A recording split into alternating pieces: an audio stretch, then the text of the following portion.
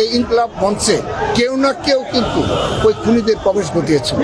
ওসমান হাদি আমাদের আবেগের জায়গা, আমরা ওসমান হাদিকে ধারণ করি, সেজন্যই আমাদের বিএনপির ভারপ্রাপ্ত চেয়ারম্যান তিনি কবর জিয়ারত করতে আসছেন। বিএনপির ভারপ্রাপ্ত চেয়ারম্যান জনাব তারেক রহমানকে এক নজর দেখার জন্য কিংবা তার গাড়ি বহরের দৃশ্য দেখার জন্য হলেও সাধারণ উৎসুক জনতার যে ভিড়, সেই ভিড়কে উপেক্ষা করেই আমরা কিন্তু তাকে নিরাপত্তা দেওয়ার জন্য সুশৃঙ্খলভাবে দাঁড়িয়ে থাকি। গতকাল শহীদ রাষ্ট্রপতি জিয়াউর রহমানের সমাধিতে তিনি যখন শ্রদ্ধা নিবেদনে গিয়েছিলেন, আমরা কিন্তু তার পাশে এভাবে মানব ডাল হয়ে থাকার চেষ্টা করেছি। কিন্তু বাস্তবতা হলো জনগণের এবং জনতার এত চাপ, এই চাপ উপেক্ষা করে আসলে এই লাইন ধরে তাকে নিরাপত্তা দেওয়া সম্ভব হচ্ছে না। আমরা আজও তিনি শহীদ ওসমান হাদির কবর জিয়ারত করার জন্য আসছেন। আমরা আজও সেই বাংলা মোটর থেকে শুরু করে সুশৃঙ্খলভাবে সেই টিএসসি অবধি আমরা কিন্তু সুশৃঙ্খলভাবে দুই লাইন করে দাঁড়িয়েছি। কিন্তু দেখা যাবে হঠাৎ করে সাধারণ জনগণ তার গাড়ির পাশে এমনভাবে ভিড় করে আমাদের লাইনগুলো আর ঠিক রাখা সম্ভব হয় না।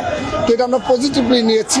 আমরা নিজেরাও কিন্তু ধাক্কা সম্মুখীন হচ্ছি, কারণ সাধারণ জনগণ এমনভাবে যাবে তো তাদেরকে নিবৃত্ত করা যায় না, কারণ তাদেরও অধিকার রয়েছে। আমরা যেমন ছাত্রদলের নেতাকর্মী সমর্থকরা আমাদের একটা প্রত্যাশা রয়েছে তার কাছাকাছি থেকে তার একজন জনপ্রিয় লিডার হিসাবে এবং বাংলাদেশের সত্যিকার অর্থে একক জনপ্রিয় লিডার হিসাবে তার পাশাপাশি থাকার জন্য আমাদেরও নেতাকর্মী সমর্থক সবাই চায়।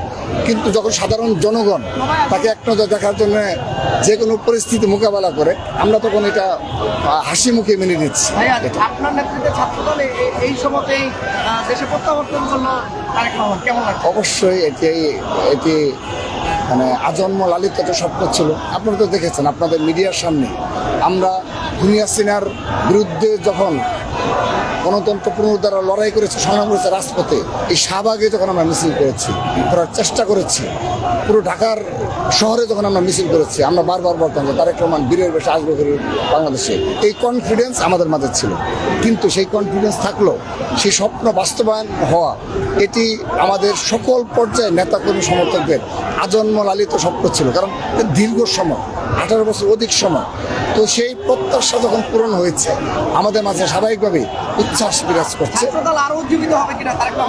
অলরেডি উজ্জীবিত হয়েছে এবং আমরা আরো ভালো কাজে অনুপ্রেরণা পাচ্ছি, কারণ তিনি যেভাবে 31 দফা এবং 8টি সাবজেক্টের উপর আপনি দেখেছেন, ফ্যামিলি কার্ড, তারপর হেলথ কার্ড, তারপর আপনি কৃষক কার্ড এবং স্বাস্থ্য বলেন, আপনি ক্রীড়া বলেন, ইমাম মুয়াজ্জিনদের বিষয়ে যদি বলেন, এমনকি পরিবেশ নিয়ে যদি বলেন, শিক্ষা, সকল ক্ষেত্রে, সাংস্কৃতিক সকল ক্ষেত্রে তিনি তার একটি কনসেপ্ট, একটা প্ল্যান দেশবাসীর উদ্দেশ্যে তিনি অনেক আগেই করেছেন।